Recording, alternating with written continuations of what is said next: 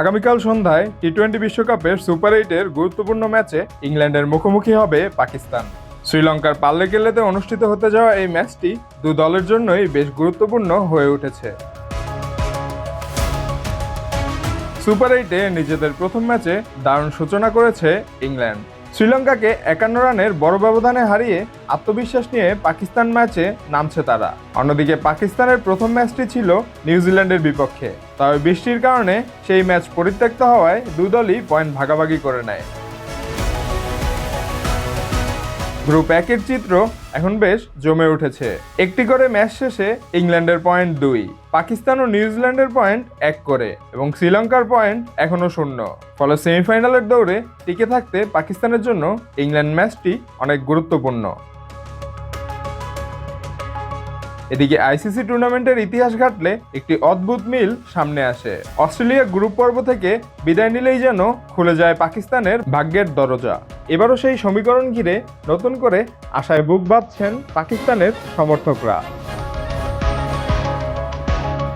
পাকিস্তান এখন পর্যন্ত 3টি বড় আইসিসি শিরোপা জিতেছে। 1992 সালে অস্ট্রেলিয়া ও নিউজিল্যান্ডে অনুষ্ঠিত ওয়ানডে বিশ্বকাপে ইমরান খানের নেতৃত্বে প্রথমবার চ্যাম্পিয়ন হয় তারা, যে আসরে স্বাগতিক অস্ট্রেলিয়া গ্রুপ পর্ব থেকেই বিদায় নিয়েছিল। দ্বিতীয় শিরোপা আসে 2009 সালে ইংল্যান্ডে অনুষ্ঠিত টি-20 বিশ্বকাপে। সেবারও অস্ট্রেলিয়া গ্রুপ পর্ব পেরোতে পারেনি এবং ফাইনালে শ্রীলঙ্কাকে হারিয়ে শিরোপা জেতে পাকিস্তান। তৃতীয় সাফল্য আসে 2017 সালের আইসিসি চ্যাম্পিয়ন্স ট্রফিতে, যেখানে অস্ট্রেলিয়া গ্রুপ পর্বেই থেমে যায় এবং পাকিস্তান ফাইনালে ভারতকে হারিয়ে ট্রফি ঘরে তোলে। চলতি টি-20 বিশ্বকাপেও একই চিত্র দেখা গেছে। গ্রুপ পর্বেই ছিটকে গেছে অস্ট্রেলিয়া। জিম্বাবুয়ে ও শ্রীলঙ্কার কাছে হেরে বিদায় নিতে হয়েছে ট্রাভিস হেড ও গ্লেন ম্যাক্সওয়েলদের দলকে। ফলে আবারও আলোচনায় উঠে এসেছে সেই পুরনো সমীকরণ।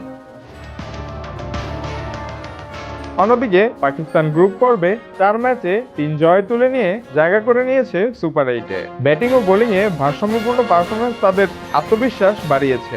বিশেষ করে বোলিং ইউনিটের ধারাবাহিকতা দলকে বাড়তি শক্তি জুগিয়েছে। এখন দেখার বিষয় ইংল্যান্ডকে হারিয়ে সেই ঐতিহাসিক সমীকরণকে সামনে রেখে নতুন গল্প লিখতে পারে কিনা পাকিস্তান।